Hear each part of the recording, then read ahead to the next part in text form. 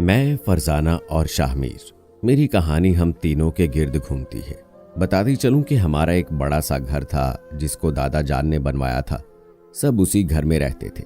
जब फूफो बेवा हो गईं तो दादा ने हवेली से उनका हिस्सा अलहदा कर दिया और दरमियान में दीवार उठाकर उसके बीच दरवाज़ा खुलवा दिया जो हर वक्त खुला रहता था। फूफो अपनी बेटी फरजाना के साथ उसी हिस्से में रहाइश पजीर हो गई। दादा और दादी की वफात के बाद ताया और अब्बू ने भी अपना हिस्सा अलग कर दिया। दरमियान में एक 7 फीट ऊंची दीवार उठाकर इसी तरह दरवाज़ा रखा जैसा कि फूफो के मकान की दीवार में था।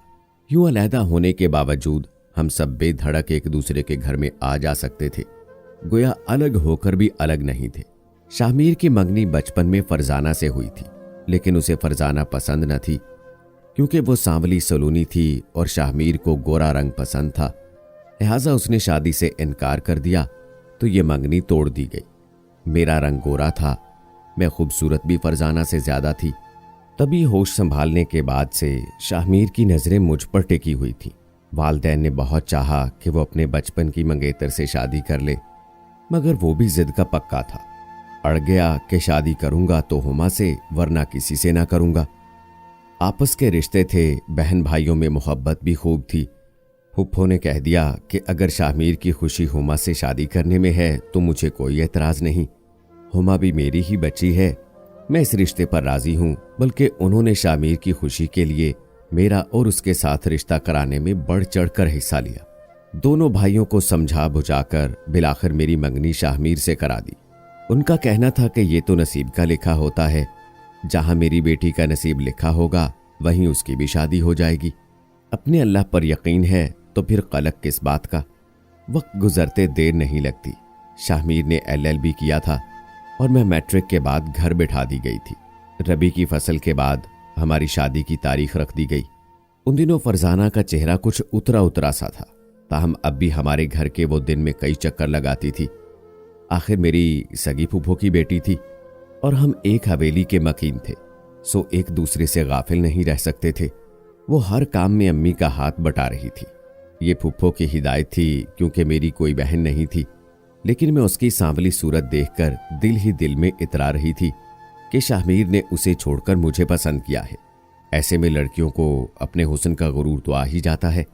जिस दिन मेरे जहेज के जोड़े टांके जा रहे थे, सहेलियां गीत गा रही थीं, उनमें फरजाना पेश पेश थी। मायूं वाले रोज वह मुझे उपटा लगाने में महव थी कि जाने एक सखी को क्या सूझा। उसने मेरा वो गोटे भरा सुर्ख दुपट्टा मजाक में फरजाना को उड़ा दिया जो निकाह के वक्त मुझ पर डाला जाने वाला था। फरजाना इस हरकत पर सटपटा गई तो सारी सखियों ने यकजुबान होकर कहा, अरे नादान, ये तो एक शगुन है कि जिस लड़की पर यह दुपट्टा डाला जाता है उसका भी जल्दी निकाह हो जाता है। ये मजाक था, मगर इस मजाक ने मेरी किस्मत की बसात उलट दी। दीवार के बीच दरवाजा खुला रहने से शाहमीर जब चाहे हमारे घर आ सकता था। दुल्हा को फिलहाल दुल्हन के कमरे में झांकने की तो ममानियत थी, मगर वो मनचला बाज ना आया। झांका भी उस लम्हे कि जब सखियों ने अजराए मजाक मेरा सुहाग दुपट्टा फरजाना के सर पर सजा दिया था। शाहमीर ने उस लम्हा सुर्ख दुपट्टे में लिपटा फरजाना का चेहरा देखा तो न जाने उस पर क्या जादू हो गया कि ये लम्हा उसके जहन पर नक्श होकर रह गया। शायद ये मजाक किसी ऐसी मनहूस घड़ी हुआ कि फरजाना की एक झलक देखकर अपनी असली दुल्हन का अक्स उसके दिल के आईने में धुंधला गया। रुखसती की घड़ी आ गई, मैं दुल्हन बनी। ताया के घर उनकी बहू के रूप में पहुंचा दी गई। मैं तो मसरूर थी, मगर मुझे लगा कि वो खुश नहीं है, जबकि शादी से हफ्ता भर पहले तो चहकता फिरता था। मेरे दिल में तो उसकी तस्वीर ऐसी नक्श थी कि मरकर भी न मिटा सकती थी। समझती थी कि मेरे जीवन साथी के दिल में भी मेरी चाह के नकूश इतने ही गहरे होंगे। ये मेरी भूल थी। शादी के 1 माह बाद ही एहसास हो गया कि वो दिल से मेरा नहीं है। फूफो के बेटे कमाल से शाहमीर की दोस्ती थी और ये दोस्ती अब भी बरकरार थी। वो पहले की तरह फूफो के घर जाते और कमाल से बातें करते। तभी फरजाना का भी उनसे मजाक चलता, जिससे लगता न था कि उसे मंगनी टूटने और मेरी शाहमीर से शादी हो जाने का कलक है। उन दोनों ने कभी आपस में इजहार मोहब्बत नहीं किया था, तो कलक कैसा? ये तो बस बुजुर्गों के फैसले थे। कभी वो रिश्ते जोड़ते और कभी तोड़ते थे। हमारे खानदान में लड़कियों को ज्यादा पढ़ाने का रिवाज ना था। मुलाजमत तो दूर की बात थी, लेकिन फुप्पो की शादी जिस घराने में हुई थी वो निस्बतन तरक्की पसंद लोग थे। तभी फरजाना ने बीए तक तालीम पाई थी। जब मेरी और शाहमीर की शादी हुई उसके 6 माह बाद उसने मुलाजमत की जिद पकड़ ली। फुप्पो ने बेटी की खुशी के लिए इजाज़त मांगी और वो नज़दीकी शहर के एक बैंक में जॉब करने लगी। ये रिवायत से बगावत थी, लेकिन ताया और अब्बू फुप्पो की वजह से फरजाना को इजाज़त देने पर मजबूर हो गए। शामिर को मुलाजमत की ज़रूरत न थी, वकालत भी शौकिया करते थे। वो और फरजाना एक ही वक्त में घर से शहर जाने को निकलते थे, लिहाजा कभी सवारी का मसला हो जाता तो वो फरजाना को अपनी कार में बैठा लेते और उसके बैंक तक ड्रॉप कर देते। आपस के रिश्ते इतने गहरे थे कि इस बात पर किसी को कोई एतराज़ न था, और मुझे तो यूं भी नहीं था कि अब से 5 बरस कबल उन्होंने फरजाना को नापसंद करके खुद ही अपनी मंगनी तोड़वाई थी। इसी घमंड में थी कि जिस लड़की को मेरे सरताज ने अज खुद रद्द किया है वो भला मेरा क्या बिगाड़ सकती है। खबर न थी कि मायूं वाले दिन का वो लम्हा फिर से उन्हें जोड़ने के हवाले से एक जंजीर बन चुका है। वक्त गुजरता रहा। अब मेरा शोख व चंचल दुल्हा एक संजीदा और बुर्दबार वकील का रूप धार चुका था। वो मुझे बदले बदले से लगते तो भी मैं खुद को ये सोचकर तसल्ली दे लेती थी कि शादीशुदा हैं, वकालत के बावकार पेशे से मुंसलिक हो चुके हैं, शख्सियत में बदलाव तो आना ही है। इस बुनियाद पर शक्को शुबे में पड़ने की कौन सी बात है। एक रोज ताई फूफो के घर से आई तो कुछ फिक्रमंद थी। कहने लगी, बेटी तुम बेफिक्र रहो, मैं कभी शामिर को दूसरी शादी ना करने दूंगी। ताई की इस बात पर हैरान रह गई कि ऐसा क्यों कह रही हैं और ये सब कहने की क्या जरूरत उनको पेश आ गई है। मैंने ताई से दरियाफ्त किया, अब किसके बारे में बात कर रही हैं? फरजाना के बारे में, उन्होंने जवाब दिया। लेकिन तुम इस बात का तज़किरा शामिर से ना करना, वरना तुमसे उसका हिजाब टूट जाएगा तो वो तुम्हारी परवाह करना भी छोड़ देगा। मैंने अपनी सास की बातों को संजीदा ना लिया कि बुजुर्ग कभी कभी दूर अंदेशी में इबहाम की सिम चले जाते हैं। चंद दिन गुजरे के फुप्पो की शहर में शिफ्ट होने की बातें होने लगी। उनका कहना था मेरी बेटी की जॉब शहर में है, उसे वहां आने जाने में दिक्कत होती है। तायाब्बू का एक मकान शहर में था जो मुद्दत से खाली था, बस फुप्पो वहां मुंतकिल हो गई। दरमियान वाली दीवार गिराकर तायाब्बू ने अपना घर बड़ा कर दिया और शहर वाला मकान फुप्पो को दे दिया। हमारा गांव शहर से सिर्फ 20 किलोमीटर दूर था। वहां तक पहुंचने में आधा घंटा भी नहीं लगता था। जॉब पर जाने की दिक्कत ऐसी कोई मजबूरी न थी। फुप्पो के शहर में जा बसने के कुछ और ही मकासद थे जिनको मैं नहीं समझ सकी थी। मेरा दिल तो तसल्ली में था कि शाहमीर मुझसे मोहब्बत करते हैं, भला कोई 2-4 माह की मनपसंद दुल्हन से धोखा कर सकता है। लेकिन आदमी बदलते देर नहीं लगती। मैं तो इतनी नादान थी कि आखिर वक्त तक असल मामले को न समझ सकी। पूरा साल शाहमीर के इंतजार में रातों को जागकर गुजारती थी। जब भी फुप्पो आती ताई को कसम दे जाती कि हुमा को न बताना। इसी असना में मैं एक बेटे की मां बन गई। मैं अस्पताल में थी जब शाहमीर बेटे को देखने आए तो पहली बार मैंने उनके चेहरे पर सच्ची खुशी के आसार देखे। लौटकर घर आई तो लगा कि मेरे बेडरूम में किसी ने राज किया है। किसी कोने में कांच की चूड़ी के टूटे हुए टुकड़े तो कहीं सिंगार मेज पर बालों में लगाने वाली पिने पड़ी थी। कुछ मुरझाए हुए गजरे भी तकिए तले मौजूद थे। ताई के होते भला कौन मेरे कमरे में यूं आकर रह सकता था? किसी गैर औरत की क्या मजाल। ये अकेला घर तो नहीं था। ससुर, सास, ननद, देवर सभी उसमें रहते थे। फिर बराबर में अब्बू का मकान था जिसमें मेरे भाई और अम्मा भी रहती थी। अगली शब जब तमाम रात शाहमीर ना आए तो मेरे सब्र का पैमाना छलक गया। उन्होंने दूसरे रोज शाम को दहलीज पर कदम रखा। मैं जो शब भर की जली हुई थी दहलीज पर ही उनसे उलझ पड़ी। इस कदर बेलक कर रोई जैसे कोई अपना मर गया हो। वो मुझे बाजुओं में भरकर कमरे तक लाए तो मैंने सिसक कर कहा कि शाहमीर, क्यों ऐसा लगता है कि जैसे मेरा सब कुछ खो गया है और मैं लुट गई हूं।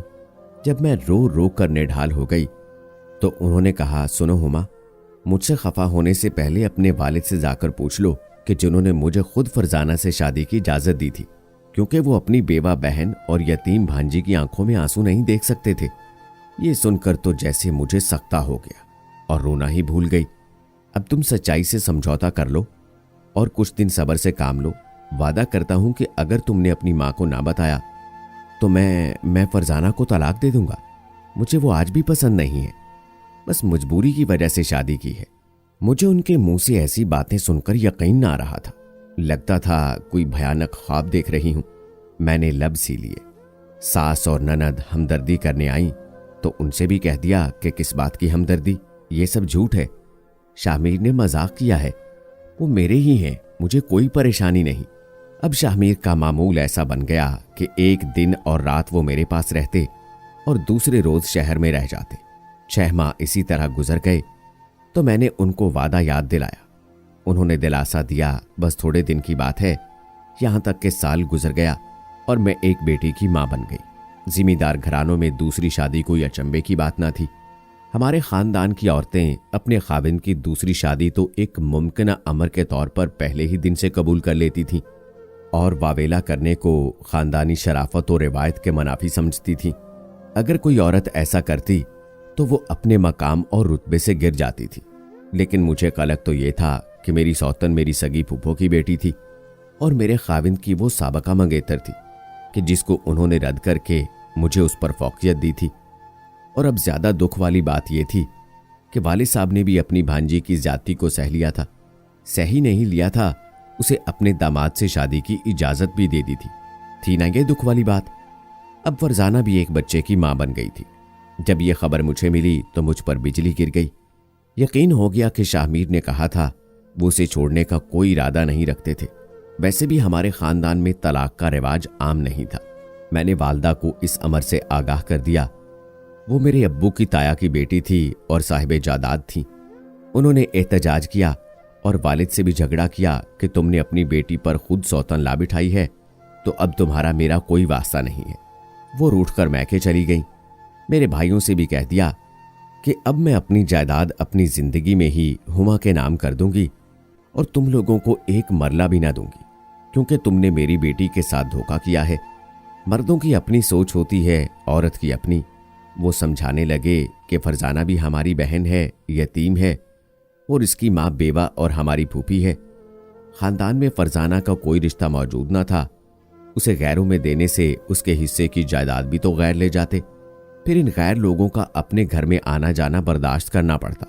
जाहिर है जब एक गैर शख्स दामाद बन जाता है तो फिर इससे पर्दा नहीं किया जाता। घर की खवातीन को उसके सामने भी तो जाना पड़ता है।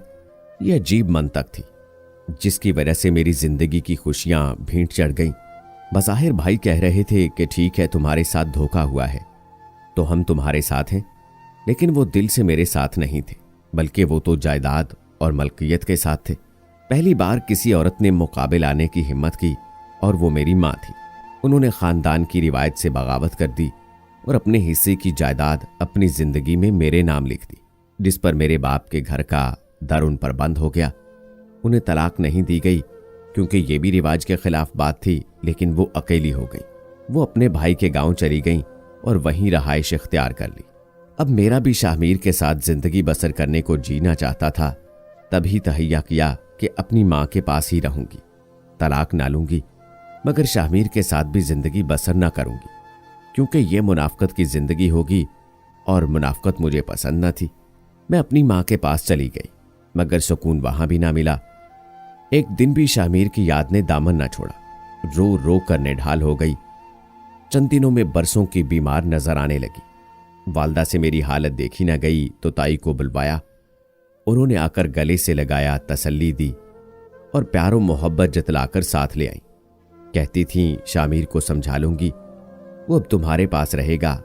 वो बेचारी खुद रवाजों की मारी थीं, बेटे को क्या समझाती। फरजाना ने तो ऐसा जादू शाहमीर पर किया था कि मुझे ये अक्सर भूल गए थे। वो कई कई रोज गांव ना आते थे। कोर्ट कचहरी शहर में वाक़े थे और अब उनकी वकालत भी चल निकली थी। तभी उज़र गुजारते कि मैं अपनी वकालत की वजह से शहर में रहता हूं, फरजाना के लिए नहीं रहता। अम्मी मैके थीं, सास का भी इंतकाल हो गया, नंदे अपने घरों को ब्याही गईं। गांव में ताया के घर सिर्फ मैं रह गई या 2 बच्चे। भाइयों और अब्बू से तो बात न करती थी। ताया के भी बादल न खास्ता खिदमत करने पर मजबूर थी कि उन्हीं से माली फवायद हासिल थे। बच्चे तो उनके बेटे के बेटे थे, इसलिए वो अखराजात उठाते थे। बच्चे बड़े हो गए, वो स्कूल जाने लगे। उनके लिए गाड़ी, ड्राइवर और शहर में अच्छी तालीमी इदारे का बंदोबस्त ताया जी ने ही किया। शाहमीर महीनों घर न आते, मेरी तो क्या, अपने बच्चों की भी सूरत नहीं देखते थे और कोई भी उन्हें ये बात कहने वाला ना था कि तुमने क्यों हुमा पर इतना जुल्म किया है। अगर फरजाना से इतना ही उन्स था तो उसे छोड़कर क्यों हुमा से शादी कर ली। उसकी किस्मत फोड़कर फिर से फरजाना की जाने मुड़ गए। आखिर क्या था ये खेल तमाशा। मर्द की जिंदगी सुहानी होती है, यूं कि वो अपनी जिंदगी का आप मालिक व मुख्तार होता है, जो चाहे करे। रस्मो रिवाज से बगावत भी करे तो कोई उसका बाल बीका नहीं कर सकता। लेकिन औरत, वो तो मातहती के तमाम असूलों की पाबंद रहती है। वो किसी एक असूल से भी रूगर्दानी करती है तो काबिल ताजीज ठहरती है। यही वजह थी कि शाहमीर अब भी सर ऊंचा करके चलता था। गांव आता तो कोई भी उसे नहीं समझाता था कि तुम ये क्या सितम कर रहे हो। हर कोई मुझको ही कहता, देखो तुम औरत हो और समझौते औरत को ही करने पड़ते हैं। हिम्मत करो, जीना सीखो। इन बच्चों को पुरसकून रखने की खातिर, अपने खानदान की शराफत की खातिर, अपने खानदान की साख को बरकरार रखना ही होगा तुम्हें। मुझे, सिर्फ मुझे ही क्यों? मेरे शौहर को क्यों नहीं? शाहमीर को क्यों नहीं?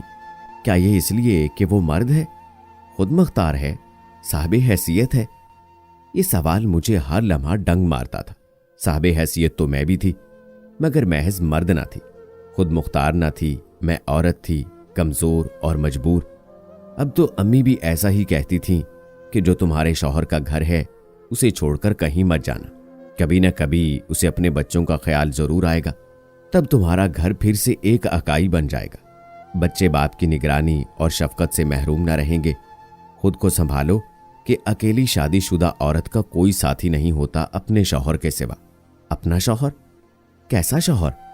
जो मेरे साथ न रहता था, जिसने शहर में मेरी कजन के साथ शादी करके अपना असली घर आबाद कर लिया था और अब अपने और उसके 4 बच्चों के हमराह वहां वो हंसी खुशी जिंदगी गुजार रहा था।